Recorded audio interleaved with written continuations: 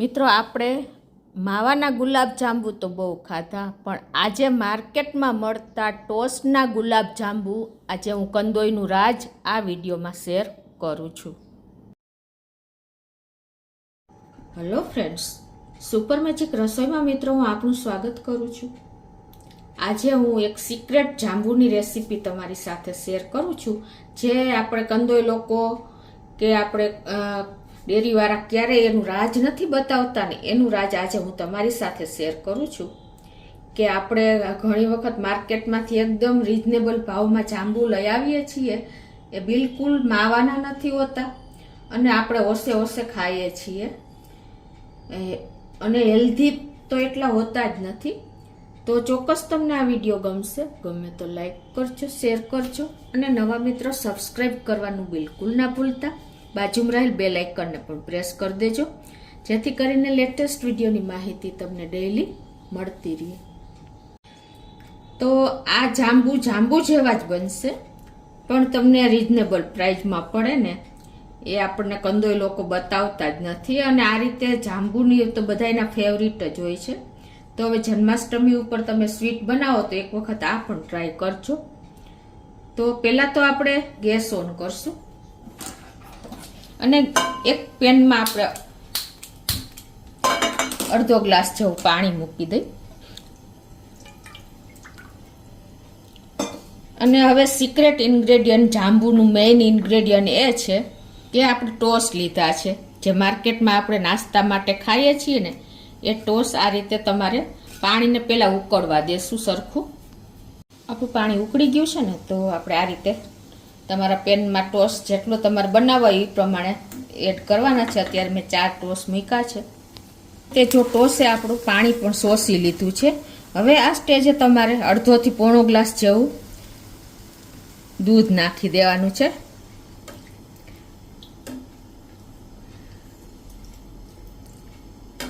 અને એમાં તમારે 1/4 કપ જેટલી બદામ અને 1/4 કપ જેટલા કાજુ, આ 3 ઇન્ગ્રેડિયન્ટ આપણે અત્યારે નાખીએ છીએ. અને આને તમારે કન્ટિન્યુ આ રીતે મીડિયમ ફ્લેમ ઉપર આ રીતે ટોસ્ટ જો એકદમ તરત જ મેલ્ટ થઈ જશે દૂધમાં. પાણી શોષી લીધું તો એટલે મેલ્ટ થઈ જ ગયા છે ઓલરેડી. અને હવે તમારે આને 6 થી 7 મિનિટ કન્ટિન્યુ આ રીતે ચલાવતા તમારે એને કૂક કરી લેવાનું છે. કદાચ 1 ગ્લાસ દૂધ જોઈ જાય તો કોઈ વાંધો નહીં. ટૂંકમાં તમારે આને એકદમ સરસ પલ્પ જેવું તૈયાર કરી લેવાનું છે. 6 થી 7 મિનિટ ઉકાળશો ને એટલે સરસ તમારો માવો તૈયાર થઈ જશે. દૂધ ઓછું લાગે છે તો પૂરો 1 ગ્લાસ હું નાખી જ દઉં છું. અને હવે આને આપણે ચલાવતા કૂક કરી લેશું. મિત્રો, માર્કેટના ગુલાબ જાંબુ ટેસ્ટી હોય છે, એની કારણ આમાં તમને ટોસ્ટ છે પણ આપણે કાજુ અને બદામનો પણ ઉપયોગ કર્યો છે, એટલે ટેસ્ટ આવી જશે. અને એમ છતાં તમારે કાજુ બદામનો ઉપયોગ ન કરવો હોય તો તમે મિલ્ક પાવડર પણ આમાં નાખી શકો છો. એન્ડ ટાઈમે થોડોક પલ્પ થવાની તૈયારી હોય ને ત્યારે તમારે મિલ્ક પાવડર એડ કરી દેવાનો છે. અને જો આવું એકદમ ટેક્સચર સરસ માવા જેવું થઈ જાય ને ત્યાં સુધી તમારે આને હલાવતા રહેવાનું છે. માર્કેટમાં આપણને ડેરીવાળા, કંદોઈવાળા એનું રાજ ક્યારેય બહાર પાડતા નથી. અને આપણે હોશે બહારના ગુલાબ જાંબુ લાવીને અને પૂરી કિંમત આપીને ખાઈએ છીએ. તો ઘરે તમે બને ત્યાં સુધી માવો લઈને ગુલાબ જાંબુ બનાવો ને તો ટેસ્ટી તો બનશે, અને આ પણ એટલા જ ટેસ્ટી બનશે, કેમ કે આપણે કાજુ બદામનો ઉપયોગ કર્યો છે. તો આ રીતે કન્ટિન્યુ આપણે ચલાવીને માવો તૈયાર કરી લઈએ.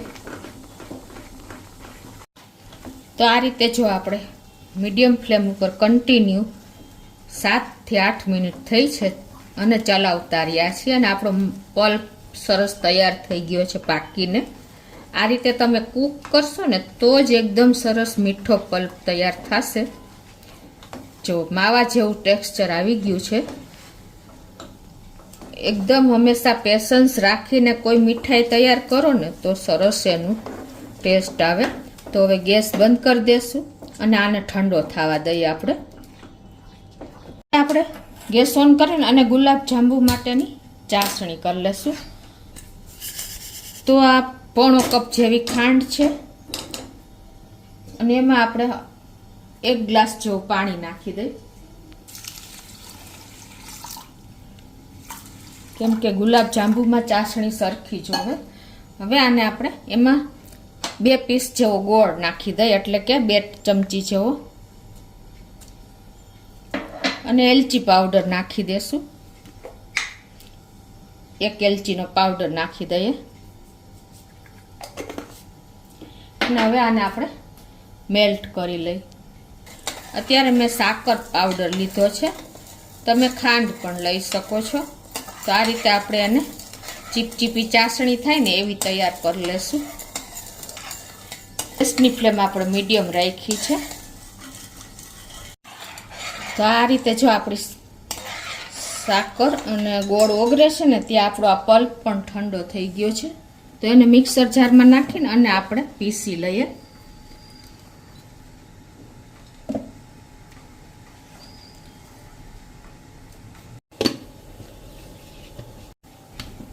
તો આ રીતે જો આપણે પલ્પ તૈયાર કરી લીધો છે. હવે એને આપણે એક બોલમાં જ કાઢી લઈએ.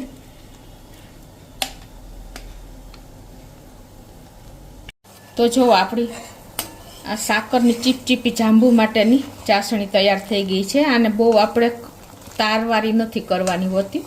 તો હવે ગેસ બંધ કરી દેશું. તો હવે આ માવામાં આપણે 1 કપ જેવો કે જેટલો સમય ને એટલો ટૂંકમાં મેંદો નાખવાનો છે. અત્યારે હું 1/2 કપ જેવો નાખું છું અને આપણે મિક્સ કરવાનું છે. ગોળી વરે ને એવું આપણે ટેક્સચર તૈયાર કરવાનું છે માવાનો પલ્પ.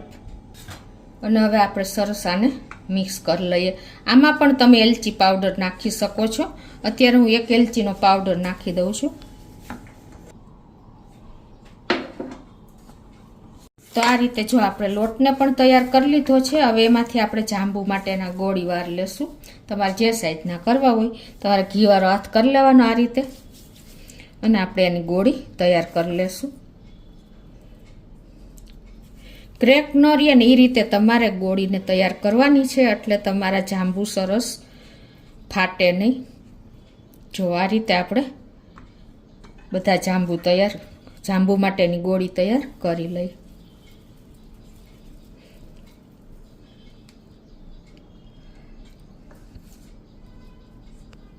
તો આ રીતે જો આપણે બધા જાંબુને તૈયાર કરી લીધા છે. અને ગેસ ચાલુ કરીને આ બાજુ આપણે તેલ અને ઘી બંને મેં મિક્સ મૂક્યું છે. તમે ખાલી ઘી કે ખાલી તેલ પણ મૂકી શકો છો. અને ફૂલ ફ્લેમ ઉપર પહેલાં આપણે તેલ ગરમ કરી લેવાનું છે. તો આપણું આ તેલ ઘી પણ ગરમ થઈ ગયું છે. તો આપણે 1-1 જાંબુ આ રીતે અંદર નાખીને અને ફ્રાય કરી લેશું.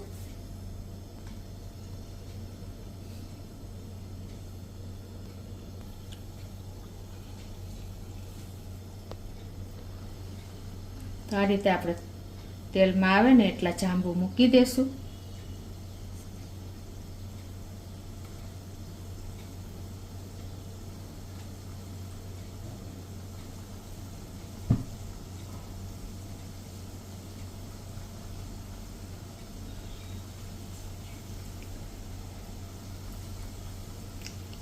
અને હવે આપણે જાંબુ મીકા પછી ગેસની ફ્લેમ આપણે મીડિયમ કરી નાખવાની છે, એટલે એકદમ સરસ તમારા જાંબુ કૂક થાય અંદરથી. જો તમે ફૂલ ફ્લેમે ફ્રાય કરશો તો તમારા જાંબુ અંદરથી કાચા રહેશે. એટલે મીડિયમ ફ્લેમ ઉપર જ તમારે એને કૂક કરવાના છે. થોડીક વાર તમારે હલાવવાના નથી. સેજ આપણે એકદમ તેલ ઘી તાજું થઈ જાય ને ત્યાં સુધી આપણે એને આમનામ થવા દેશું. તો જો હવે આપણે એને હળવે હાથે આ રીતે, તમારે લોયું ચલાવવું હોય તો લોયું પણ ચલાવી શકો, નહીંતર આવી રીતે તમારે સ્પૂન કે ચમચો વચ્ચે તેલમાં હલાવશો ને એટલે ઓટોમેટિક તમારા જાંબુ ફરતા જશે અને એકદમ સરસ તમારે કૂક થઈ જશે, એટલે કે ફ્રાય થઈ જશે ઇવનલી. તો આ રીતે તમે જાંબુ બનાવી લીધા ને મિત્રો, તો કોઈને ખ્યાલ નહીં આવે. અને આજે મેં તમારે માર્કેટનું રાજ એટલે કે કંદોઈ કે ડેરીવાળાનું રાજ મેં તમારે વિડીયોમાં શેર કર્યું છે કે બહારના જાંબુ કેવા હોય છે. મિત્રો આપણે ઘણી વખત પ્રસંગમાં પણ આ જાંબુ આરોગ્ય છીએ, ખ્યાલ નથી આવતો. અને ફૂલીને પણ જો ડબલ થઈ જાય છે, તમને ખ્યાલ આવી જતો હશે, કેમ કે આપણે ટોસ વાપર્યા છે. તો આ રીતે જો આપણે જાંબુ એકદમ સરસ ફ્રાય થઈ ગયા છે અને બિલકુલ ફાટ્યા પણ નથી. જો તો એને આપણે હવે આ રીતે પ્લેટમાં લઈ લેશું.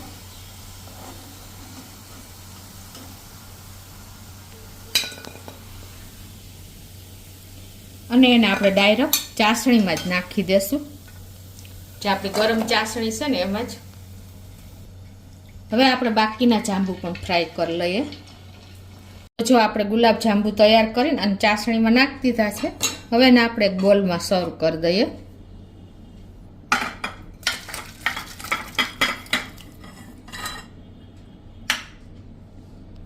જો મિત્રો, હજી આપણે આને હવે ચાસણીમાં અડધો કલાક રાખવાના હોય છે. ટોસ્ટના ગુલાબ જાંબુ રેડી છે. આપણે કંદોઈનું રાજ આ રીતે હોય છે. તો ચોક્કસ તમે એક વખત ટ્રાય કરજો. અને તમારે આ મેંદાની જગ્યાએ તમારે મિલ્ક પાવડર પણ નાખી શકો છો અને કોર્નફ્લોર પણ નાખી શકો છો, પણ એની ક્વોન્ટિટી હંમેશા તમારે ઓછી રાખવાની, એટલે એકદમ સ્વીટી જાંબુ બનશે. તો ચોક્કસ તમને આ વિડીયો ગમશે. ગમે તો લાઈક કરજો, શેર કરજો અને નવા મિત્રો સબસ્ક્રાઈબ કરવાનું તો બિલકુલ ના ભૂલતા.